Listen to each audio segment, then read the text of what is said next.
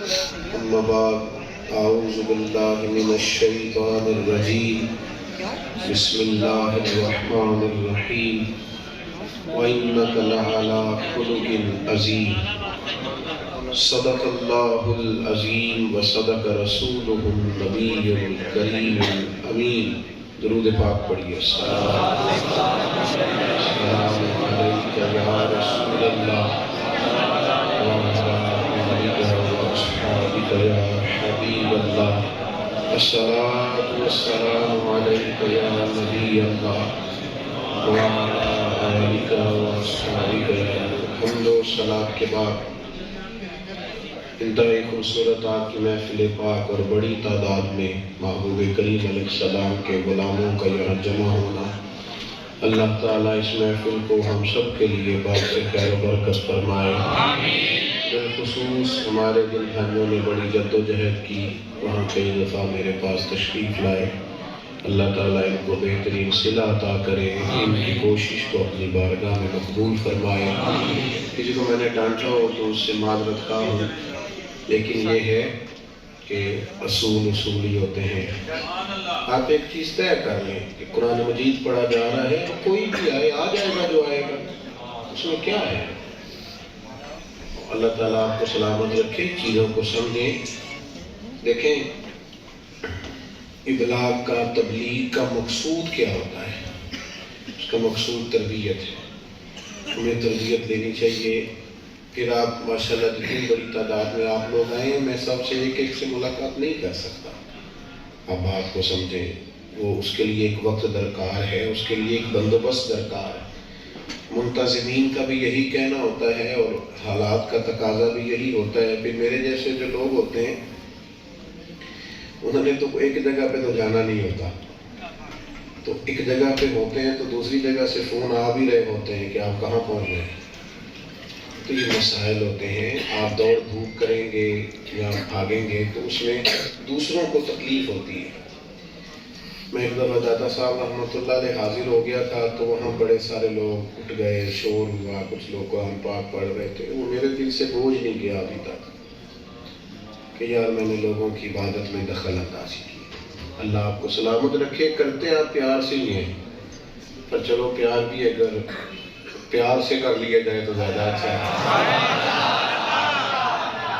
प्यार भी अगर प्यार से कर लिया जाए। आप नाराज़ तो नहीं हैं आप लोग? कुछ बंदे हैं जी नहीं हाँ ना की थी, बल्कि घूर रहे हैं उल्टा। तो आप हंसे हैं तो मुझे उसका भी अजर हुआ है। अल्लाह आपको बरकत दे। चंद एक बातें आपसे अर्ज़ करनी है, बस मैं सिर्फ इस बात पे थोड़ा सा अर्ज़ करता हूँ कि हमें उसूलों को समझ लेना चाहिए और उसकी रोशनी के अंदर ही हमें मामला को देखना चाहिए। कभी मैं तो कहता हूँ हुजूर की नात भी हो रही हो तो पीर साहब आएंगे तो इंशाल्लाह बैठ जाएंगे कि क्या होता है पीर साहब को, या पीर साहब को इतना शौक था।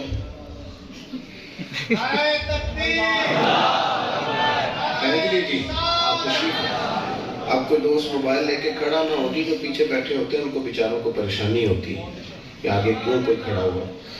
तो पीर साहब आए हैं तो इंशाल्लाह वो बैठ जाएंगे। अगर उन्होंने शौक सी तो फिर टाइम ना आ जाते याद है, तो ये ठीक नहीं है चीज़ें। अल्लाह ताला सलामती। और वैसे भी वो मेहमान खुसूसी होते हैं जो इंतज़ार करते हैं। तो हम तो आम लोग हैं, आपके बीच में से हैं। अल्लाह ताला आपको जज़ाए खैर अता फरमाए। अरे कब से बैठे हैं? अल्लाह आपको सलामत रखे, अल्लाह आपको जज़ाए खैर अता फरमाए, अल्लाह ताला आपको बरकत अता फरमाए। ये आपकी मोहब्बत है, वरना मन आनम के मन दानम, मैं तो जो हूँ मुझे उसका पता है। अल्लाह आपको सलामती अता करे। मैं भी कल मेरा सारा दिन हॉस्पिटल में गुजरा है, मेरी तबीयत ठीक नहीं थी। इसलिए गया था कि दोस्त बड़े प्यार से आते हैं और दूर दूर से आते हैं, तो फिर उनको मायूसी होती है। यानी इस गल का मतलब है कि जब तुम भी प्यार करते हो तो मैं भी बड़ा करूँ, ये माना इस बात का। अल्लाह आपको जज़ाए खैर दे। दो चार बातें अर्ज करनी है। अजीज दोस्तों, हमारे यहाँ ना इखलाक का माना लोगों ने सिर्फ समझ लिया है हंस के बोलना ही अखलाक है। और صرف میٹھا بولنا ہے اخلاق ہے، حالانکہ میٹھا تو بعض اوقات لوگ اپنے مطلب کے لیے بھی بولتے ہیں۔ اخلاق کہتے ہیں انسان کی عادات کو، اس کے باطنی اور صاف کو سنور جانے کو اخلاق کہا جاتا ہے۔ جب آپ کی عادات سمجھ آتی ہیں نا، یعنی میٹھا بولنا بھی اخلاق ہے، لیکن سچ بولنا اس سے بڑا اخلاق ہے۔ جب انسان کی عادات جب ہماری عادات ٹھیک نہیں نہ ہوتی تو ہمیں خود بھی اس کی تکلیف ہوتی ہے۔ میں نے بہت سارے لوگوں کو دیکھا ہے، لوگوں کا خیال ہوتا ہے بڑا غصے والا ہوتا ہے، لیکن میں ان بیچاروں کو جانتا ہوں، غصہ ان کو آتا ہے پر وہ خود بھی اپنی اس عادت سے تنگ ہوتے ہیں۔ کئی دفعہ کہتے ہیں جناب مجھے بڑا غصہ آتا ہے، اور پھر بزرگوں کے سامنے بات کر لیتا ہوں تو پریشان ہوتا ہوں، کوئی وظیفہ بتائیں میرا غصہ ختم ہو۔ ہماری جب عادات خراب ہوتی ہیں یا کہیں گڑبڑ ہوتی ہیں تو اس کی ہمیں خود بھی تکلیف ہوتی ہے۔ یہ مت سمجھا کریں کہ اس آدمی کی عادت بگڑی ہوئی ہے تو یہ سکون میں ہے۔ بے صبر آدمی، غصے والا آدمی، حریص آدمی، لالچی آدمی، جھوٹ بولنے والا آدمی، یہ لوگ خود بھی اپنی عادات سے پریشان ہوتے ہیں۔ اور پھر سب سے زیادہ تکلیف ان لوگوں کو ہوتی ہے جو ان کے زیادہ قریب رہتے ہیں۔ مثلا جھوٹ بولنے والے آدمی سے سب سے زیادہ پریشان اس کے ماں باپ ہوتے ہیں۔ اگر آپ ناراض نہ ہوں تو جھوٹ بولنے والے آدمی سے سب سے زیادہ پریشان اس کی اہلیہ ہوتی ہے۔ وہ کہتی ہے کہ تم مجھے سچ بتایا، ادھر جاتا ہے اسی کا نام لیا۔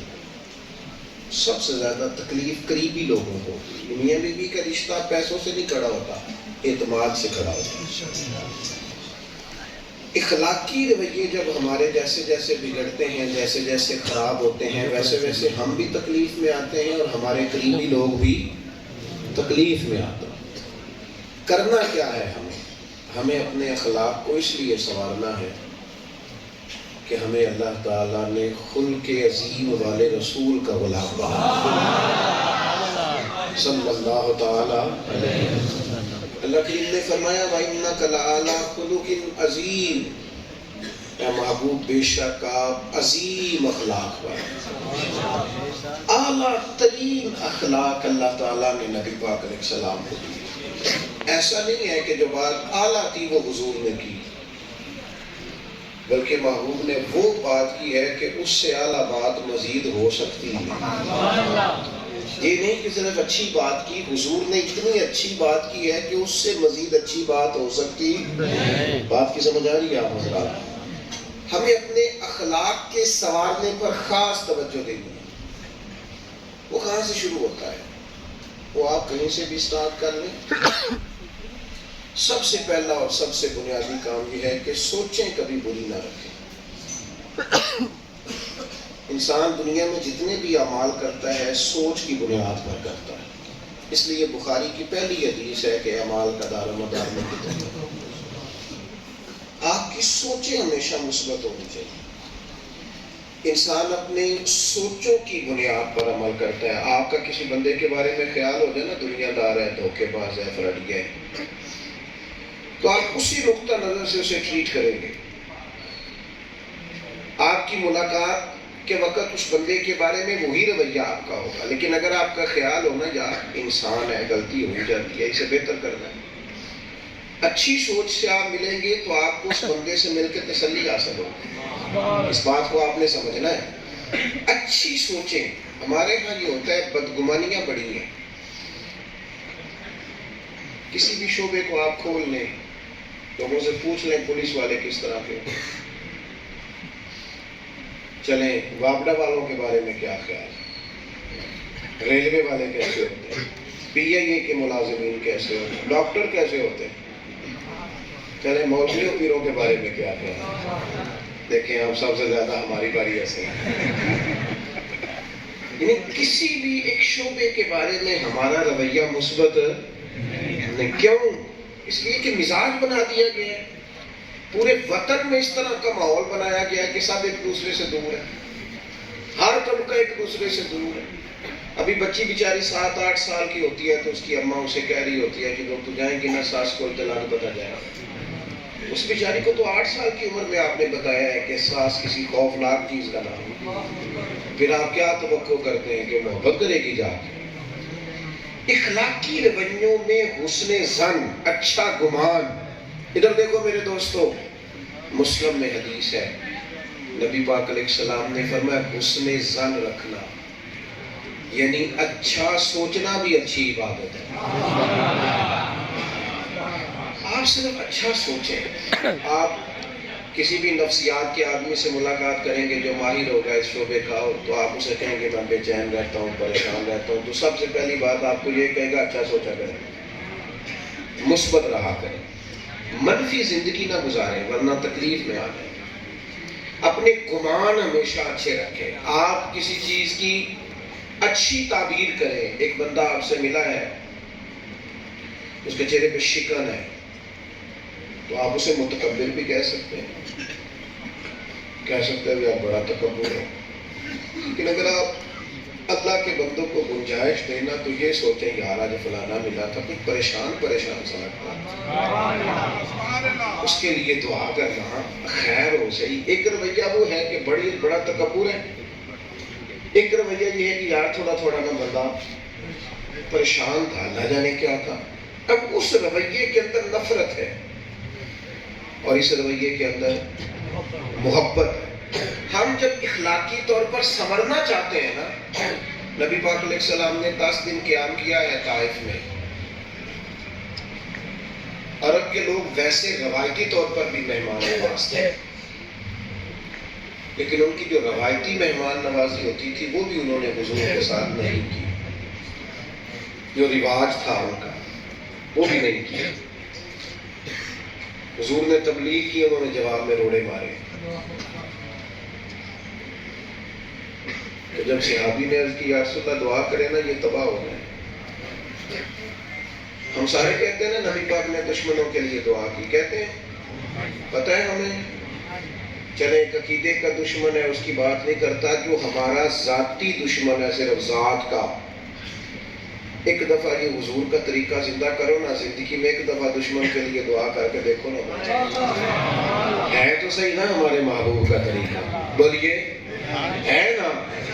میں روز کرنے کو نہیں کہتا، میں کہتا ہوں ایک دفعہ زندگی میں کرو پتہ لگے. لیکن ہم یہ اخلاقی جرات رکھتے کریں دعا بیگانوں کے لیے، اس سے دل میں درد پیدا ہوگا، سکون پیدا ہوگا، اطمینان پیدا ہوگا. اچھا گمان، یا رسول اللہ صلی اللہ تعالیٰ علیہ وسلم ان لوگوں کے لیے دعا کریں یہ تباہ ہو جائیں. 10 دن قیام کیا ہے انہوں نے روڑے مارے ہیں جواب میں. نبی کریم نے دعا شروع کی. جس طرح کسی چھوٹے بچے کے بارے میں اس کا باپ نہیں کہتا ابھی سے پتہ ہی نہیں، ابھی نہ سمجھ ہے. حضور فرمانے لگے اے اللہ انہیں ہدایت دے دے، انہیں پتہ ہی نہیں یہ کیا کر رہے ہیں. یہ گمان کی بلندی دیکھیں، آپ سوچ کی وسعت دیکھیں. فرمایا انہیں پتہ نہیں ہے، یہ انہیں میرے مالک ہدایت دے دے. میرے عزیز، ہم تو اپنے بچوں کے بارے میں بدگمانی کرتے ہیں. مجھ سے ناراض نہیں ہونا آپ نے، بچے سے غلطی ہو گئی ہے نا، تو آپ بھی تو کہہ رہے ہیں نا بچہ ہے. جب آپ سمجھانے لگے تھے تب آپ کہہ رہے تھے میرے وہاں سے پتر تو ساری عمر بچہ ہی رہنا ہے. لیکن غلطی ہو گئی تو آپ نے جناب شروع کر دیا ساڑھے بات نہیں ٹھیک ہو سکتے، تھوڑا کچھ نہیں بن سکتا، تسی کبھی نہیں اگے جا. یہ کون کہہ رہا ہے؟ وہ بچی سے غلطی ہو گئی ہے نا، وہ انسان ہے، بھول گیا بیچارہ. تو کرنے کا کام یہ ہے کہ آپ اس شخص کے ساتھ رویے کی نرمی دکھائیں، آپ خوبصورتی دکھائیں، لیکن آپ وہ دکھا ہی نہیں رہے. نبی پاک علیہ السلام نے ہمیشہ اچھے گمان رکھے، اچھے گمان. اور جب ہدایت کی دعا کی تو وہ صحابی عرض کرنے لگے یا رسول اللہ ایک بندے نے بھی بات نہیں مانی اور آپ ان کی ہدایت کی دعا کر رہے ہیں. تو دیکھو حضور کی سوچ کی وسعت. کریم فرمانے لگے یہ نہیں نہ مانتے تو پھر بھی میں ان کی ہلاکت کی دعا نہیں کروں گا، اس لیے کہ یہ نہیں بھی مانتے تو مجھے امید ہے ان کی آنے والی نسلیں مان جائیں.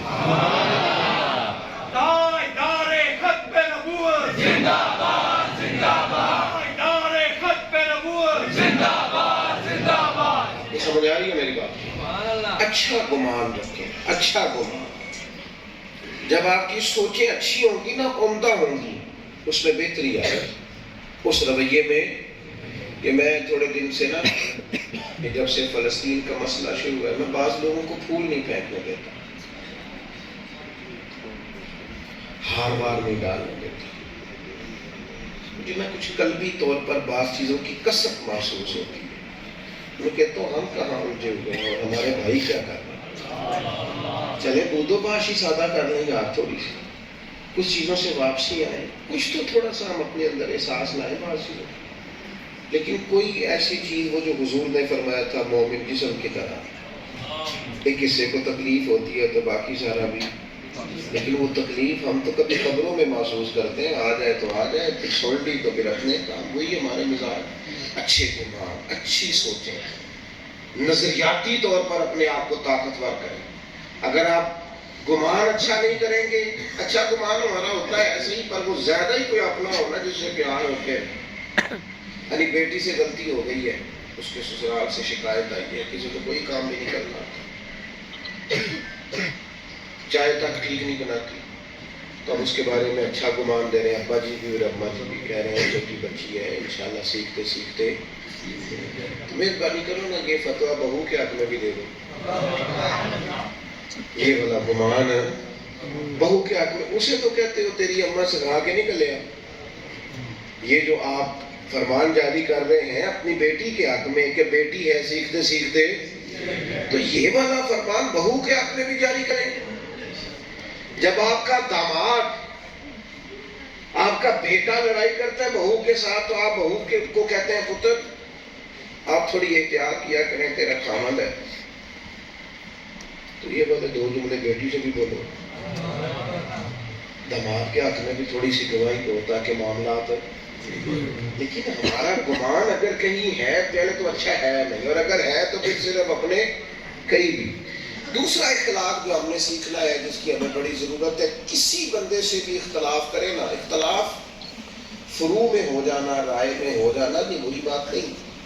امام احمد بن حنبل کا امام شافعی سے، ان کا امام مالک سے، ان کا امام اعظم سے، بزرگوں کا رہا فروع میں، عقیدے سب کے ٹھیک تھے. کسی جگہ رائے کا اختلاف ہو جانا کوئی بری چیز ہے، لیکن اسے ضد بنا لینا. صبح گھر میں کیا پکانا ہے اس پر اتفاق ہو جاتا ہے، تو کا ضد پالنے بچوں سے. بچہ کہہ رہا ہے کہ نہیں میں نے نہیں کھانی آلو گوبھی جو آپ پکا رہے ہیں، آپ ضد کریں گے اس کے ساتھ، رٹا کریں گے. بلکہ اس کی اماں تو چپکے سے اسے پیسے دیتی ہے، پتر چپ کر لڑائی نہ پا، دوبارہ کچھ کھا لے. ہم اختلاف کرتے ہیں تو اسے ضد بنا لیتے ہیں. اختلاف ضرور کریں، اختلاف صرف قبرستان میں نہیں ہوتا، اس لیے کہ وہاں زندہ کوئی نہیں ہوتا. باقی زندہ لوگوں میں رائے کا اختلاف، لیکن اسے ہمارے ہاں نا آج کل مشورے کا رواج ختم ہو گیا، سارے حکم ہی دیتے ہیں.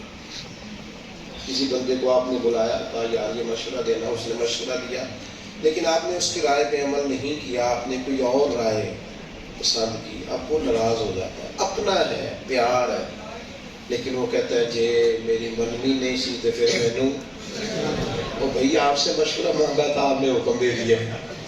صرف اتنی سی بات ہے، رائے لی تھی، آپ کو غلط فہمی ہو گئی کہ آپ سے حکم مانگا.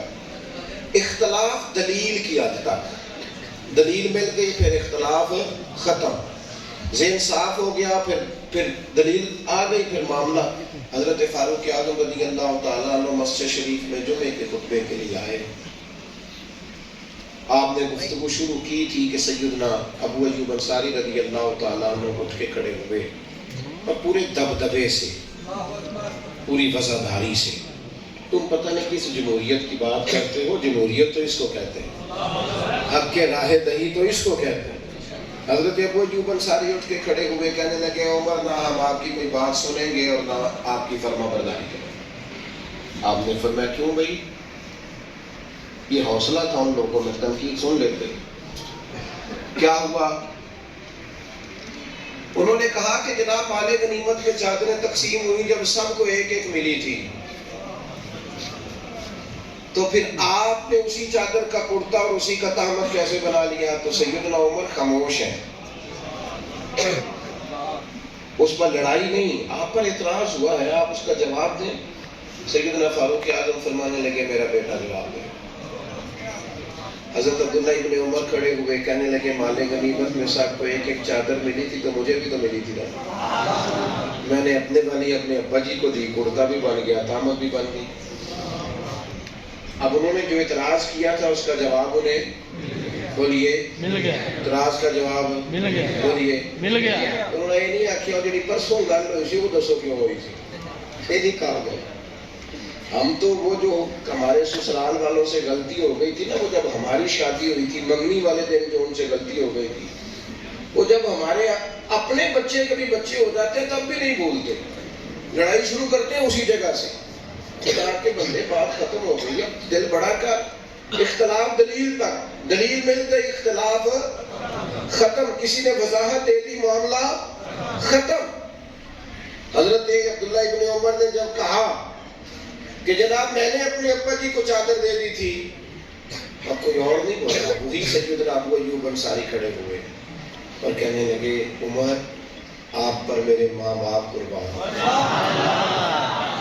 اب آپ بات کریں, ہم بات بھی سنیں گے, آپ حکم دیں ہم فرما برداری بھی کریں. میرے بھائی آپ اختلاف کریں لیکن اس کو دلیل تک رکھیں, دلیل مل گئی تو اختلاف ختم. ایک تو گمان اچھا رکھیں اور پھر کسی جگہ کو مسئلہ ہو گیا تو پھر آپ کوشش فرمائیں کہ اس کو دلیل تک رکھا جائے. زید تیسری بات, اپنی زندگی میں کسی بھی قسم کے تکبر سے بچیں. کوئی بھی, وہ علم کا ہو, وہ عمل کا ہو, وہ نیکی کا ہو, وہ عہدے کا ہو, کسی چیز کا بھی ہو. تکبر کئی اقسام کا ہوتا ہے. اگر آپ نمازی ہیں, آپ کے دل میں بار بار وہ لوگ برے آپ کو لگتے ہیں جو نماز نہیں پڑھتے اور آپ شدت کرتے ہیں, تو پھر آپ کو بھی ذرا سمجھنے کی ضرورت ہے. حضرت سیدی سکتی رحمۃ اللہ علیہ کے ساتھ حضرت جنید بغدادی مسجد میں آئے تو کچھ لوگوں کو سوئے دیکھا تو فرمانے لگے دیکھو کتنے نادان ہیں, مسجد میں آ کے تہجد کے ٹائم سو رہے ہیں, اٹھ کے اللہ اللہ کرنی چاہیے تھی. تو حضرت سیدی سکتی کہنے لگے بیٹے اس سے تو بہتر تھا تم تہجد نہ ہی پڑھتا.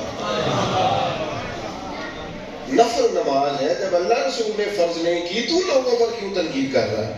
تو ہمارے یہاں بعض لوگ پابند کرتے ہیں نا, کہتے باقی تو امام ساری گلاں ٹھیک نے, اثر دیا پہلیاں چار سنتا نہیں پڑتا. تو میں نے کہا جب اللہ نے فرض نہیں کی تو آپ اتنی شدت کیوں کرتے ہیں بھائی؟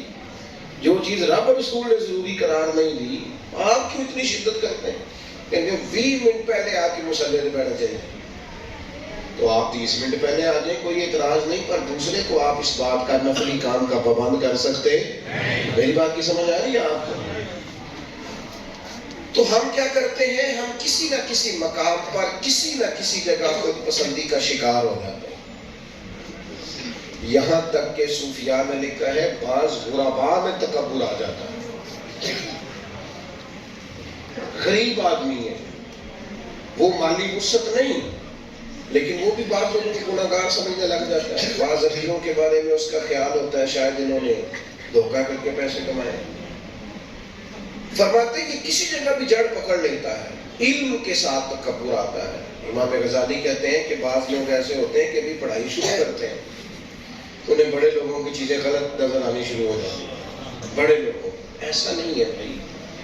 آپ زمین پہ رہیں, آپ لوگوں سے پیار کریں, آپ اللہ کے بندے بن کے زندگی گزاریں. سب سے بڑا ٹائٹل بندہ مومن کے لیے یہ ہے کہ وعباد الرحمن. اور عباد الرحمن کون ہوتے ہیں؟ وعباد الرحمن الذین یمشون علی الارض ہونا. رحمان کے بندے وہ ہیں جو زمین پر عاجزی کے ساتھ چلتے ہیں, جن کے مزاج میں عاجزی ہوتی, انکساری. آج کل جس بندے کے پاس ڈرائیور رکھنے کے پیسے ہوتے ہیں نا, وہ بیچارہ بڑا پریشان ہوتا ہے. اس کا خیال ہوتا ہے چونکہ ڈرائیور میں نے رکھا ہے تو اب نہ میری گاڑی کا دروازہ بھی ڈرائیور کو ہی کھولنا چاہیے. میں نے بعض ایسے کمزور لوگ دیکھے ہیں کہ ڈرائیور پہ پہلے دروازہ کھول کے بٹھاتا ہے, پھر ادھر سے آ کے اپنی گاڑی میں بیٹھتا ہے, پھر کہیں اترتا ہے تو پھر دروازہ کھولتا ہے, پھر اس کا آ کے کھولتا ہے. بھائی کیا ہو گیا؟ اتنا کو کام تو خود بھی کر سکتا ہے, لیکن یہ مفت کا اپنے اندر چیزیں پیدا کر لینا. دیکھو اللہ تعالیٰ نے ہمارے کریم رسول کو شان دی تو اتنی دی کہ بعد از خدا بزرگ کوئی قصہ محدث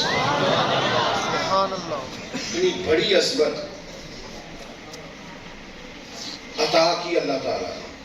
لیکن صحابہ فرماتے ہیں کہ نبی پاک اگر ہم مسجد نبوی کی اینٹیں اٹھا کے لا رہے تھے نا، مسجد تعمیر ہو رہی، سنو نا یار، یہ پیر صاحب بھی سنے، مفتی صاحب بھی سنے، ڈاکٹر صاحب بھی سنے، پروفیسر صاحب بھی سنے، ٹیچر صاحب بھی سنے، سب سنے، سب کو پتہ ہے اس بات کا. صحابہ فرماتے ہیں مسجد تعمیر ہو رہی تھی تو ہم اینٹیں اٹھا کے لا رہے تھے تو مدینے والے محبوب بھی اینٹیں اٹھا کے لا رہے تھے. لگے جو مزدور شاہ ایسا، نہ دھن نہ دولت سربراہ ایسا، عرش نشین کا زمین پہ گھر ہے میرا پیغمبر عظیم کا. اسیر دشمن کی چاہ میں بھی مخالفوں کی نگاہ میں بھی، اسیر دشمن کی چاہ میں بھی اور مخالفوں کی نگاہ میں بھی، مخالفوں کی نگاہ میں بھی امی ہے، صادق ہے، معتبر ہے میرا پیغمبر عظیم کا. تاجدار ختم نبوت زندہ باد زندہ باد، تاجدار ختم نبوت زندہ باد زندہ باد. سبا نبیان فخر من سبا نبیان فخر. میرے عزیز نبی پاک علیہ السلام ایک مقام پہ صحابہ فرماتے ہیں جمع ہوئے تو کھانا پکانا تھا تو ایک صحابی نے کہا میں گوشت تیار کرتا ہوں، ایک نے کہا میں چولہا جلاتا ہوں، ایک نے کہا میں برتن سمیٹتا ہوں. تو حضور فرمانے لگے میں لکڑیاں اکٹھی کر کے میں لکڑیاں اکٹھی کر کے لاتا ہوں، آگ بھی تو جلائیں گے. ایسا کر نہ لے ویسے سارے مل کے. تو ایک بزرگ ایک دفعہ مجھے کہنے لگے اے مجھے بھی سلام نہیں کر دے. میں نے کہا یہ تو اعتراض ہی نہیں. اعتراض تو یہ بن سکتا ہے کہ یہ میری سلام کا جواب نہیں دیتے. اگر یہ سلام نہیں کرتے تو آپ بسم اللہ کریں، آپ کر لیا کریں. اگر یہ جواب نہ دیں تو پھر اس میں اعتراض. لیکن یہ کیا بات ہوئی کہ سارے مجھے ہی سلام کریں کیونکہ میں پیر صاحب ہوں، میں علامہ صاحب ہوں، میں بزرگ صاحب ہوں. یہ کیوں آپ نے فرض کر لیا بلا وجہ؟ آپ نارمل زندگی گزاریں روٹین میں، اس میں بہتری رہے، آسان رہتا ہے بندہ. یہ جو لوگ پروٹوکول کے عادی ہو جاتے ہیں نا، یہ پروٹوکول دینے والے پریشان نہیں ہوتے، لینے والے زیادہ پریشان. اب وہ کیا بتائیں، بندے کی کوئی پرسنل لائف ہی نہیں رہتی، وہ تو کوئی کام ہی نہیں گزارا کر سکتا، ادھر ادھر بھی نہیں جا سکتا کچھ لینے دینے. ایک قیدی کو جیسی زندگی گزارتا ہے. اللہ تعالیٰ اپنا فضل فرمائے اور رحمت کرے ساتھ. تو اپنے مزاج میں عاجزی، انکساری. ایک شام سے ایک شخص حضور سے ملنے آئے. غریب آدمی کا بیچارہ ڈرتا بڑا ہے کیونکہ بندے کے پاس گاڑی نہ ہو تو پھر گاڑی میں بیٹھنے کا طریقہ بھی نہیں ہوتا. جدے گھر دانے وہ کملے بھی سیانے. تو بیچارہ ڈر رہا تھا، سہم رہا تھا. مسجد نبوی میں آیا تو نبی کریم نے فرمایا ڈرتے کیوں؟ آپ کی توجہ ہے میری بات پر؟ بس میں سمیٹنے لگا ہوں بڑی جلدی بات. ڈرتے کیوں ہو، سہمے ہوئے کیوں ہو؟ تو کہنے لگا یا رسول اللہ میں مدینے کی حکومت کے سربراہ کے پاس آیا ہوں، ڈر لگتا ہے. کوئی ایسی بات نہ ہو. دیکھو بات کہاں کی تھی، حضور کہاں پہنچ گئے. کریم کی آنکھوں میں آنسو چھلکے اور حضور فرمانے لگے تو کسی بادشاہ کے پاس نہیں آیا. یہ دیکھو حضور کو کہاں کہاں اپنی اماں کی یاد ہے. حضور اپنی والدہ کو یاد کرنے لگے. کریم فرمانے لگے تو اس بیٹے کے پاس آیا ہے جس کی ماں گوشت کے خشک ٹکڑے کھا کے بھی گزارا کر لیتی تھی، خشک ٹکڑے کھا کے بھی گزارا کر لیتی تھی. میرے بھائی یاد رکھنا اپنے مزاج. دیکھو نا کسی نے کہا تھا اب تو گاؤں سے آ کر پڑھنے والے بھول ہی گئے کس کی ماں نے کتنا زیور بیچا تھا. آپ تو بھول گئے، لوگ اب یاد ہی نہیں رکھتے کہ وہ کیا تھے. تو کبھی بھی تکبر کا شکار نہ. ہمارے کا بعض پڑھے لکھے نوجوانوں میں یہ غلط فہمی ہوتی ہے. ایک دفعہ میں سفر کر رہا تھا، فلائٹ میں تھے ہم لوگ، عمرے کی فلائٹ تھی. تو ایک بزرگ بیچارے آئے. سارے لوگ نہیں ٹریول کرتے زیادہ، کچھ عمرے والے بیچارے کمیٹیاں ڈال کے بھی جاتے ہیں. محبت والے لوگ ہوتے ہیں بڑی مشکل سے پیسہ کر کے جمع کرتے ہیں. بڑی امید ہے سرکار قدم اور کرم کی جب نظر ہوگی مدینے ہم بھی جائیں گے.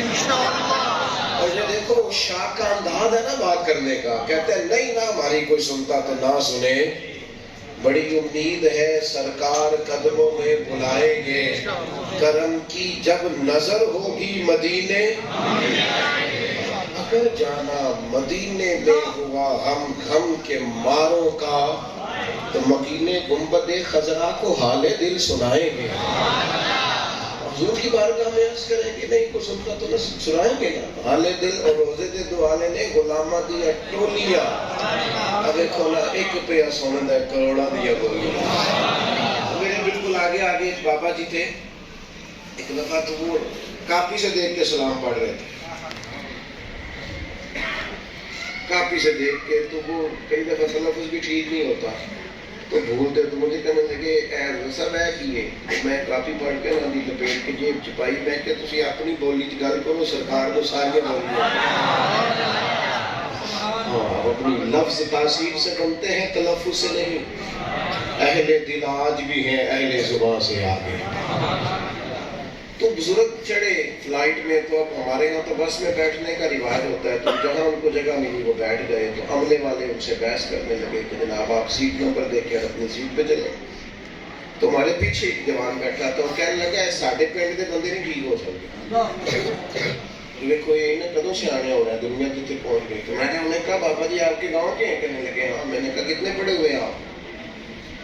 اس نے کوئی MBA یا BBA غالباً اپنی تعلیم بتائی. تو میں نے کہا اگر ڈگری پاس ہوتی نا آپ کی تو آج میں نے پھاڑ دینی تھی. وہاں کے بندے کہ تجھے پتہ چل گیا تھا کہ تیرے گاؤں کے بابا جی ہیں, پھر تو تجھے اٹھ کے انہیں دروازے سے تھام کے لانا چاہیے اور خود انہیں بٹھا کے سیٹ بیلٹ باندھ کے پانی کی بوتل دے کے کہنا چاہیے تھا فکر نہیں کرنی, دوبارہ بھی آواز دے لینا میں وہاں بیٹھا ہوں. علم تو آدمی کو آج ہی سکھاتا ہے, اور تو کہہ رہا جاہل ہے ان کو پتہ ہی کوئی نہیں. تو پڑھا لکھا ہوتا تو تیرا اخلاق بتاتا. یہاں کسی دو بندوں کی لڑائی ہو جائے, تجھے پڑھا لکھا ہوتا ہے, لوگ اسے سمجھاتے ہیں کہ ان پڑھ کو سمجھاتے ہیں, کہتے یار تو تے سیانا بیانا ہے نا, تو تے پڑھے لکھے ہے نا, تجھے پاس علم ہونا چاہیے, تکبر نہیں عاجزی. اور چوتھی اور آخری بات, اپنی طبیعت میں خیر خواہی پیدا کرنا, یہ بہت بڑا اخلاق. ہمیں نا آہستہ آہستہ کر کے لالچی بنایا گیا. کوئی شخص بغیر نفع کے چند قدم اٹھانے کو تیار نہیں. یہ ہماری دینی محفل ہے نا, تو اگر دینی محفلوں میں بھی سارا دن یہ بحث چلے کہ مولوی اتنے کا, نعت کا اتنے کا, قاری اتنے کا, نقیب اتنے کا, اللہ کیا پیچھے رہ گیا. خیر خواہی کا مزاج پیدا کریں. ہم پتہ کیا کرتے ہیں, ہم لوگوں کو تعاون دیتے ہیں تھوڑا بہت کبھی مجبوراً, لیکن کسی بندے کو پوری طرح سیٹ کرنے کی ہم کوشش ہے. ہم سوچتے ہیں اگر ہماری دکان کے ساتھ اور دکان پڑ گئی تو پتہ نہیں ہمارا رزق یہ لے جائے. ایسا ہو سکتا؟ یہ نہیں ہو سکتا. لوگوں کو مضبوط کریں, انہیں سیٹ کرنے کی کوشش کریں, ان کے مزاج. نبی کریم علیہ السلام نے کیا کیا؟ حضرت عمر کیا کہا کرتے تھے؟ فرماتے تھے میں تو اونٹ چلاتا تھا. یہ دیکھو کریم کا کرم ہے کہ 24 لاکھ مربع میل کی حکومت چلانے کے قابل تھا. کس نے ذروں کو اٹھایا اور صحرا کر دیا, پتھروں کو ملایا اور دریا کر دیا. کسی کو مضبوط کریں, کسی کو طاقتور کریں, کسی اسٹوڈنٹ کی فیس آپ بھریں. لوگوں کو امداد دے دے کے انہیں بھکاری نہ بنائیں, ہر وقت لینے والا نہ بنائیں, بلکہ انہیں کہیں کہ طاقتور بنو. امام مالک سے امام اعظم نے ان کی والدہ سے کہا تھا میں تیرے گھر کا خرچہ دوں گا, بیٹے کو پڑھا. لوگوں کو مضبوط کرنا ہے ہم نے. ہم صرف اور صرف امداد باہمی کے قائل ہیں, اور وہ بھی چند سکوں کی حد تک. آپ اپنی مزاج کے اندر خیر خواہی لائیں, کسی کا بھلا کرنے کی کوشش کریں. آپ یقین کریں, ایک بندے کا کھانا دو بھی کھا سکتے ہیں, شرط یہ ہے کہ دل میں گنجائش. دو کا کھانا 3 بھی کھا سکتے ہیں, شرط یہ ہے کہ دل میں. وہ درویش کہتے ہیں کہ 2 دنیا دار تھے لالچی سے, ان سے کہا گیا ان کے یہاں ہاتھ باندھ دیے گئے لکڑیاں رکھ کے، وہ بازو ٹوٹ جائے خدا نہ خواستہ تو پرانے لوگ لکڑی سے باندھ دیتے تھے نا، حرکت نہ کرے، بازو باندھ کے کہا کہ کھانا کھاؤ، تو انہوں نے یوں اٹھائے لقمے، 2 بندے تھے کہ یوں پھینکتے تو کپڑے سارے بھرتے، تو 2 درویش تھے اللہ والے، ان کے بھی بازو باندھ دیے، فرمایا تم بھی دونوں کھانا کھاؤ، انہوں نے کہا مشکل ہی نہیں، ایک دوسرے کے منہ میں لقمے ڈالنے کی کوئی مشکل کام نہیں، کیوں؟ اس لیے کہ جب آپ کسی کا بھلا کریں گے تو اس سے کبھی بھی نقصان نہیں ہوگا۔ خیر خواہی کا مزاج، میرا نالائق بچہ اگر نہیں پڑھتا تو میں نے بڑی جدوجہد کر لی ہے، اور گلی میں کسی غریب کا بچہ لائق ہے، تھوڑا سا اس کی فیس کا بوجھ نہ اٹھا لے، اسے تیار نہ کر دے، کوئی ایسا ماحول نہ بنائے کہ جس سے لوگ مضبوط ہونے شروع ہو جائیں۔ ایک بندہ مضبوط ہو تو اس کا پورا خاندان مضبوط ہو جاتا ہے، لیکن ہماری طبیعتوں میں خیر خواہی نہیں ہے، ہم خیر خواہی نہیں کرتے، بھلا نہیں کرتے، لالچی بنایا گیا ہے۔ میں بات سمیٹتا ہوں، مجھے آپ دوستوں کی تکلیف کا احساس ہے، اللہ تعالیٰ کبھی پھر موقع بنائے تو کسی کھلی جگہ پہ بندوبست کریں گے انشاءاللہ۔ بس بات ختم ہو رہی، ظاہر ہے جو زیادہ تکلیف میں کھڑا ہے اسے اللہ اجر بھی زیادہ عطا کرے گا، یہ تو کرم کی بات ہے نا۔ میں بس بات سمیٹ رہا ہوں، آپ توجہ فرمائیے گا، بھلا کرنا ہے ہم نے کسی کا، کسی کی خیر خواہی کرنی ہے، کسی بھی شخص کے معاملے میں جو کچھ ہم اس کے لیے کر سکتے ہیں ہمیں اس سے پیچھے نہیں ہٹنا۔ اللہ کے پیارے رسول صلی اللہ تعالیٰ علیہ وسلم سے حضرت تمیم داری نے پوچھا تھا دین کیا ہے، تو حضور نے فرمایا دین النصیحہ، دین سارا ہی خیر خواہی کرے، بھلا کرے، اور سب سے زیادہ بھلا کیا ہے؟ لوگوں کو اچھا مشورہ دینا۔ کوئی شخص آ کے آپ کے سامنے اپنے والد کی شکایت کرے، اہلیہ کی شکایت کریں تو اسے ان کے حق میں قائل کریں، جلدی پر تیل ڈالنے کی کوشش ہے۔